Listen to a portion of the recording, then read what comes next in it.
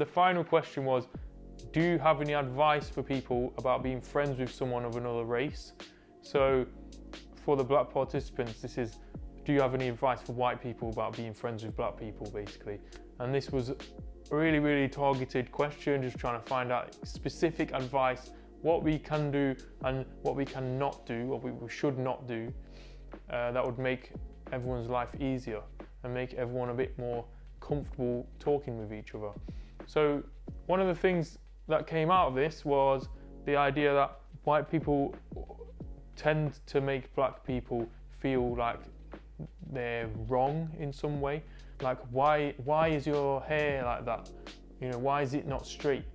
Or why is your palm white? This is a question that someone genuinely got asked. And this is shocking, you know, this is shocking to hear. I think that's an interesting idea, and that if we are making people feel like that, we need to try and figure out how to go about changing that and making sure we are aware of our language and taking responsibility for our language when we're talking to people of other races. So finally, do you have any advice for white people about being friends with black or brown people? My advice is be open to learn. Be open to sort of learn something you didn't know. Don't always think you know everything. The same for me. I'm not going to assume that I know everything about the black culture. I'm Caribbean. I know very little when it comes to the African culture. And I think it's about that openness, that willingness to learn, and don't be dismissive. I appreciate stuff like this because, like I said, growing up as an inner city kid, in all honesty, I experienced very little racism when I was growing up. It's not until I've become an adult and I started to understand sort of the systematic racism that happens, or the closeted racism that happens, that I've started to have my eyes open to it all. So I think not only do other cultures need to understand black people, I think black people have a lot of learning to do as well, for ourselves, to support ourselves, to build each other up, but also to build up the wider world. And I think that's what we're seeing a lot right now, is that it's not just about complaining about an issue, it's about finding the solutions and making positive change for the future. Be willing to educate yourself and be willing to be understanding, and don't ignore it. If you feel like you're going to say something wrong, just ask, and don't be afraid to ask, and don't be afraid to learn. But also understand that you're coming from a place of inexperience. It's not your experience. It's not something that really you can have an opinion on. Therefore, you have to sit back and learn and be understanding. Once you've now gotten to the point of educating yourself, education never ever stops, but once you have gotten to a point of educating yourself, go and have those same conversations with your white people and check your other white friends for their privilege as well. Because after a while, I'm going to get tired of these conversations, and I don't want to have these conversations with every single white person. If I've taught 5 white people, you 5 white people go teach another 5 white people each, and just keep on going. After a while, it becomes a case of, as long as the message doesn't get diluted, people then start to understand just how privileged they are as white people. Educate yourself on, like, don't be ignorant, but also if you have a question, ask it. And if you have good intentions, the person's not going to be offended. If I was to give advice, is that, you know, to educate yourself, to have conversations, and to not be afraid. As humans, we are more united and we have more similarities than we actually realise. My advice would be enjoy the friendship, learn as much as you can. Do not almost pre-assess, I don't know if that's a word, but don't assume you know, because 9 times out of 10 you don't know. Even to me, like, I'm a mixed race person. There's even times where I don't know, so I'm telling you there's times where you don't know. I'd say don't act like you know anything. Do you know what I mean? You don't. You honestly don't. Like, I could say maybe, okay, little bits, but if you're ignorant enough to think that you've read a newspaper or some shit and you have any idea about what's going on, you fucking don't. You could even spend the next 6 hours talking to people from all over the world and you still wouldn't have a clue because you haven't lived it, right? It doesn't mean you shouldn't try to learn, and every day, and like even experiences like this and bits, you know what I mean? Take those opportunities and just don't be scared to like embarrass yourself as well. I mean, I've had like chats at work in rooms which are majority like black, and I have felt uncomfortable, but they have put me in a position where they're like, it's okay. Do you know what I mean? Like, just go for it and say this. And it's still not easy, and it's that fear that gets built up on the other side as well, you know what I mean? Because if you genuinely see yourself as a nice person and you do want to be friends with everyone, you are so fucking scared of offending anyone that you are scared to actually talk. It's like, if we don't do that, what's the fucking point, man? Do you know what I mean? Like, how are we gonna get anything done? Like, I would rather make a mistake and know that you're not gonna go back and cry or have a horrible time. You're actually gonna just tell me to my face, but in a nice way, and say, whoa, that was wrong. Do you know what I mean? Like Becky did back then. She hadn't told me that, I'd still be going around work saying that. That'd be a bad day. Like, do you know what I mean? But she caught me at the right time, and I'll be grateful for that. But just talk to people, man. Talk to the person you sat next to on the bus. That's what I'd say. Especially in London, motherfucker. You learn some crazy shit. Be open to listening to them and just understand that they have come from a different upbringing, entirely different upbringing to what you may have had. You may have been neighbours, but what goes on in their house and what goes in your house is entirely different. And there's beauty in difference, and you can learn so much about talking to this brown person and understanding their culture and their heritage and the way they've lived their life, and vice versa. They will learn so much from you, and it's just, there should be a lot of love and compassion and a lot of understanding and just listening, truly listening and taking on board and experiencing as well. Like, if you want to try something or if you want to take part in something, just ask, and they will hopefully kind of like take you in and say like, look, this is the kind of food that we eat, this is the kind of things that we're into and whatnot, as like a family and whatnot, and vice versa. You will broaden their experiences so much as well. That's amazing. So you said there's beauty and difference. Don't be afraid to ask. Go and eat their food and get involved with their culture, Definitely. lifestyle. Don't be afraid. Don't be afraid, yeah, and don't let any barriers sort of get in the way. Just stretch your hand out, shake their hand, and just want to actually learn and understand and listen.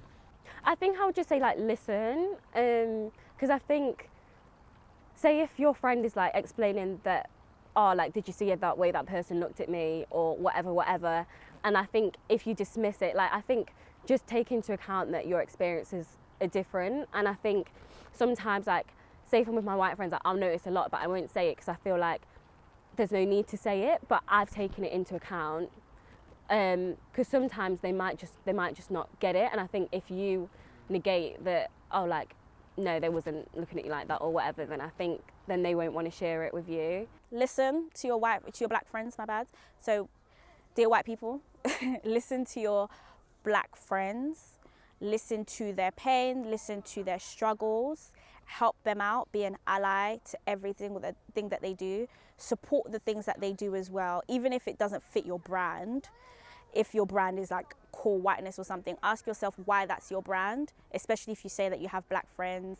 Support your black friends, share their whatever it is that they're going through, share it on your platforms, share it by word of mouth. I remember one of the relationships I used to be in, for example, I used to say, I feel this, and the person would respond, you don't need to feel like that, that's ridiculous. But that's a feeling, that's how someone's feeling. So if a black person goes to a white person and says, I feel this because of this, don't say, that's ridiculous, you don't need to feel like that, because that person's feeling like that for a reason. Whatever reason that is, you may not understand, that's their reason. Be open to hearing that reason. A lot of the time, black people aren't asking for you to give the answer.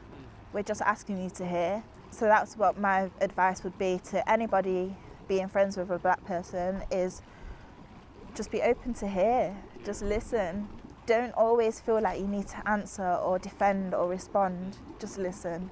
In the nicest way possible, like, you just have to just shut up and let your friends speak, and don't argue and don't try and force your opinion, because I think that a lot of the time, and what I've noticed a lot about since the Black Lives Matter movement, a lot of people have opinions, and a lot of their opinions are irrelevant, because as rude as it sounds, it's like you haven't experienced it, so you can't tell me my experience. And I think a lot of times, I've had some conversations with some very ignorant people that have opinions, but it's but their opinion isn't based on anything other than what they think, but they haven't experienced it. And I think that it can be difficult to be friends with someone that has opinions where it's not really based on anything, whereas for like me or for other people, it's like, it's actually our experience. My understanding of it is that black and brown people are experts. Exactly. Because it's their experience. Yeah, and exactly. they live it every day. Yeah. So tell me more about not seeing colour. People will say, oh, I'm not seeing colour. Yeah. What does that mean? How is that problematic? I think it's problematic because it's a privilege to even be able to say that. Because for me, I have to see my colour. Black people don't say that. You never hear a black person saying, I don't see colour, because they have to see their colour. They have to understand their experience. They know that they wake up every day kind of at a disadvantage, or like if I'm going for a job interview, I know that people might see me and they're going to automatically be like, oh, she's mixed race. And those stereotypes that might come with that. Whereas as a white person saying, oh, I don't see colour, that's because they've never had to experience it, or they've never had to even think about the fact that they're white, or they've never had to like be in a room where they feel like they're a minority, or they feel like people are stereotyping them because of their skin colour. Very, very rarely if it does happen. So I think that that statement in and of itself is a privileged thing to say. So about, if you say you don't see colour, you don't see your own colour. Yeah. As a white person, you need to be Exactly, aware of your privilege and exactly. everything like that. So Which is the point. Like, if you say you don't see colour, like you said, you need to have to acknowledge everyone. That's the point, is that you need to acknowledge, I do see your colour and I see all the things that comes with that, but I'm willing to sit back and learn and educate myself as much as I see my colour, or as a white person, I understand that I have privilege and I'm white and I see my colour as well. Because it's there, whether you like it or not.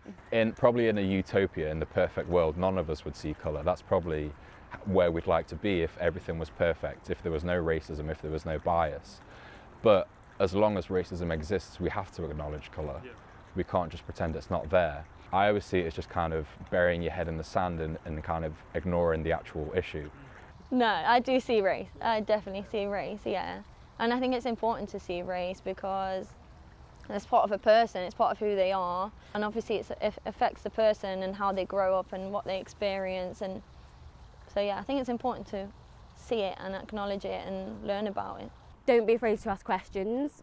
And I think it's just the way you say it, because I think sometimes people, like a lot of the time, like black people want to share, and like, for example, like even things about like hair and stuff, I think it's like we're very happy to tell you, and like if you've got questions, but I think sometimes if people can just, they go about it, I guess maybe like the wrong way, and I think lots of people obviously have questions about different things and different cultures, and I think it's just the way you go about doing it. But I think the wrong way can also be like if you're asking a question but inferring that your way is the right way. Like for example, if you said, it's like very common to be like, oh, why is your palm white? Why is your palm white? Yeah, like why is your palm white? Yeah. And it's not black. Like questions like that where I'm like, well, I don't know. Yeah, don't be afraid to ask questions, but make sure that when you're asking the question, you're not inferring that the white way is like that's how everyone should be made.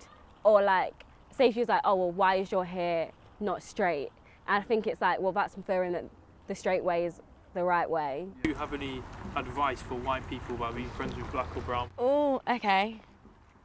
Don't beg it. Don't beg it. By don't beg it, I mean like, it's like with the racial stereotypes and like almost trying too hard. It's almost like you should respect the fact that you are white and your friend, and you can enjoy your friends' cultures alongside them, get to know these cultures through your friends and all of these things, and like you can have a great friendship sharing things between each other. Multicultural friendships are beautiful because they're one of the best ways to learn. But equally, I think it's important to remember that you're not your friend, and like coming across, like in school, like it's like just because your friends were like six black girls, if you're white, you shouldn't be saying certain things. And like I feel like there is definitely a line, but I think remember your privilege and remember that you're a white person in a black person's space. Just be normal, like just be yourself. If you have questions, ask them. Don't change your behaviour for anybody. Like my example of being in school, don't do that. It's embarrassing. And you could come across as like, I don't know, if you're following a stereotype and you talk in a type of way to fit in with somebody, don't do that, because it can just, it's not you. Just be normal. Literally just be normal, just be yourself. Like, some of my favourite white friends are what you call the whitest guys. Like, couldn't be more different from me if they tried. So, like, they speak the way they speak. They don't try and change themselves just to be my friend. They're just them. But the thing is, I appreciate them for that. It's like, cool, this is you, innit? Yeah? I like you for you. You know what I mean? You speak a bit weird, you know. You're into different music than I am. But you know what? That's what I like about you. That's why you're my friend. It's that difference. Because if I wanted people like myself, I got a ton of black mates. Do you know what I mean? I got a ton of black mates. Don't need any more. I don't need any more. But it's like, nah, you're different. Right, like, don't try and literally just be yourself. For the most part, again, I speak for myself, and like my reality based on the black people I know, we're really inviting of friends of different races. Yeah, I suppose my advice is just, it might sound a very plain and basic thing, but just approach them like you would a white person. Ask them the same questions that you would ask a white person. What, you know, who are they?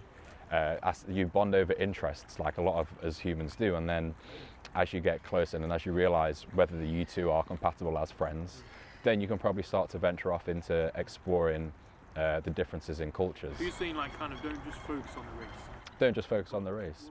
Treat them equally and get to know them equally. And I think it's like for a black person, white person, and everybody else, you kind of brought up different. So kind of go in there with I always say like a blank fold, because whatever you've been brought up with, sometimes people say can affect your judgment on a black person or a white person. So actually get to know the person, get to know each other, get to know their culture, get to know where they're from, get to understand them, and then your friendship, you'll see, will grow because you understand each other in a sense. You know the stuff. You'll know if they're hurting or something that they've heard, or somebody says something in your presence already because you know that person. So you're saying, like, treat everyone as like a blank canvas. Yeah. Don't go in thinking with all these prejudices. And I've heard and I've seen, yes, and you see it on TV. You've seen things, and you may think, well, no, well, I've been told or I've seen that's what black people do. No, not all black people do that. We're not all the same. So when people are like, well, I haven't got nothing in common with anybody, and well, you actually have. Yeah, you do. It's you choose not to see. Again, it's mindset. So I think mindset is everything. So I would say, you know, really do some internal investigating and just have a look and have a look at, if you do believe that there are barriers, you know, why are there barriers? You know, and I would say, you know, to reach out to people. There's so much, so many resources online. There aren't many excuses. There aren't many excuses. So I'd say get out there, you know, submerge yourself in difference. You know, like now it's not cool, you know, to be uneducated in the sense of, I'm not talking about academics. Academics and education, I think, are two separate things. You can be academic, that's great, awesome, do your education. But like in terms of education, in terms of like cultural understanding, like language, you know, submerging yourself in something outside of your comfort zone. But I have a saying that says, you know, life begins at the end of your comfort zone. If you're comfortable in your own little small bubble, you know, in some suburban area, then that's awesome. However, if you want to experience real life, get out of that place, have some conversation with people who don't look like you. So you think and life begins at the end of your comfort zone? At the end of your comfort zone, that's where life starts. And when it comes to you being an ally, it means you listen to me, listen to what I say in private, and then when we go out into public, you stand up for me, just in the best way possible. It's about you also using your privilege as well to probably like get me into opportunities that I probably wouldn't be able to get into because I'm black. A lot of white people have to ask themselves, how many black friends, you say you have black friends, you say you have black neighbours, how many of those black friends have you put in opportunities and spaces that they've been begging for? It's really, really difficult as a black person to get into a lot of these top law firms because they have like a 2 black people per year quota or whatever rubbish it is that they have. And it's like, as a white friend, whenever there's a job opportunity, you know you're in a space to kind of give it to a black friend. How many of your black friends have you actually brought into jobs and into spaces that you know that they're very well qualified for? I feel like, especially with the whole Black Lives movement, Black Lives Matter movement going on right now, is really further developed my understanding of what I require from just what you refer to as white allyship. So be it from like friends, co-workers, just people in my life who are white, not even just white, I don't even want to just say just white, who are of a different race, in understanding like the struggles I face and we face as black people, is it's no longer okay for you not to just not be racist.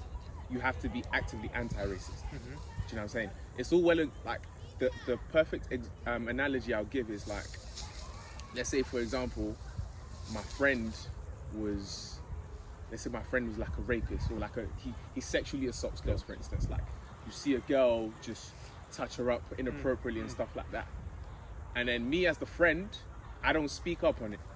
I'm just like, well, I'm not doing it. Do you know what I'm saying? I'm not the one doing this. That's him. I'm not doing nothing. It's like, no. I feel like that would make me complicit because I'm not speaking against it. I'm not talking to him and saying, listen, that's not on. Don't do that. Do you know what I'm saying? And I feel like it's gotten to that point where, you know what, I do demand that from people in my life of a different race. I need you to speak out against it. Okay. Because for me, that's very important. It shows me, because it's not, what's it called? It's not a white v black or black v the rest of the world issue anymore. It's basic human rights. Like even if you hear the slogan, it's Black Lives Matter. Like we're starting negotiations off from the bare minimum, the basics. From black life, we matter. Our life just matters. We're not saying it matters more. We're not saying it's this, it's that. We're just saying it matters. It's a fundamental human right. Fundamental human right, exactly. Fundamental human right. And if you, as a human, can't understand that concept, then I don't need to be around you. I like to think that hopefully, when I'm in a room where I'm the minority, I'm able to be myself. But I know that at times I'm not. With the people I'm friends with, I'm like trying to be more myself around them. I like not trying to change my behavior or change the way that I'm talking, or like the way the words I'm using, the language I'm using.